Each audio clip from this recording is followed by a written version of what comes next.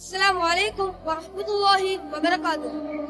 ഏറെ ആദരണീയരായ അധ്യാപകരെ, ബഹുമാനം നിറഞ്ഞ രക്ഷിതാക്കളെ, സ്നേഹം നിറഞ്ഞ കൂട്ടുകാരെ, വലിയ സമ്പന്നനും ദാനശീലനുമായ ഉസ്മാൻ ഇബ്നു അഫ്ഫാൻ റളിയല്ലാഹു അൻഹു ഇസ്ലാമിക ചരിത്രത്തിലെ താരശോഭയുള്ള സ്വഹാബിയാണ്.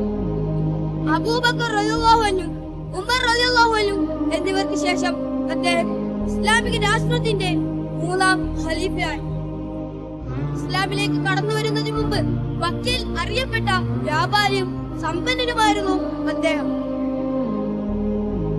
ആധുനിക കണക്കുകൾ പ്രകാരം 90 ബില്യൺ ഡോളറായിരുന്നു അദ്ദേഹത്തിന്റെ ആസ്തി, ഏകദേശം 9,000 കോടി രൂപ. നിലവിലെ ലോക സമ്പന്നരെക്കാളെല്ലാം മുകളിലായിരുന്നു അദ്ദേഹത്തിന്റെ സമ്പത്ത്. എന്നാൽ തന്റെ സമ്പത്ത് ഒരു പിശുക്കും കാണിക്കാതെ അല്ലാഹുവിന്റെ മാർഗത്തിലേക്ക് ചിലവഴിക്കാൻ തയ്യാറായി.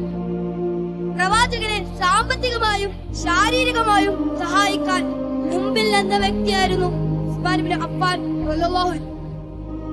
ഇസ്ലാമിക സമൂഹം സാമ്പത്തികമായ പ്രതിസന്ധിയിലായപ്പോഴെല്ലാം തന്റെ സമ്പത്ത് ഒരു പിശുക്കും കാണിക്കാതെ അല്ലാഹുവിന്റെ മാർഗത്തിലേക്ക് ചെലവഴിച്ചു.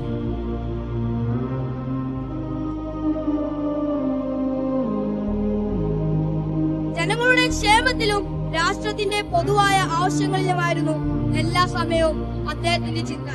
ഒരു ഭരണാധികാരി എങ്ങനെയായിരിക്കണമെന്നതിന്റെ ഉത്തമ ഉദാഹരണം. രാഷ്ട്രത്തിന്റെ ഭരണത്തോടൊപ്പം ആരാധന കാര്യങ്ങളിലും ഒരു വിട്ടുവീഴ്ചയും ഉണ്ടായിരുന്നു. ഖുർആൻ ഓതിക്കൊണ്ടിരിക്കുകയാണല്ലോ അദ്ദേഹം വധിക്കപ്പെടുന്നത്. ഖുർആൻ നാം ഇന്ന് പാരായണം ചെയ്ത രൂപത്തിലാക്കിയത് പിന്നിൽ അദ്ദേഹത്തിന്റെ പരിശ്രമങ്ങളുണ്ട്.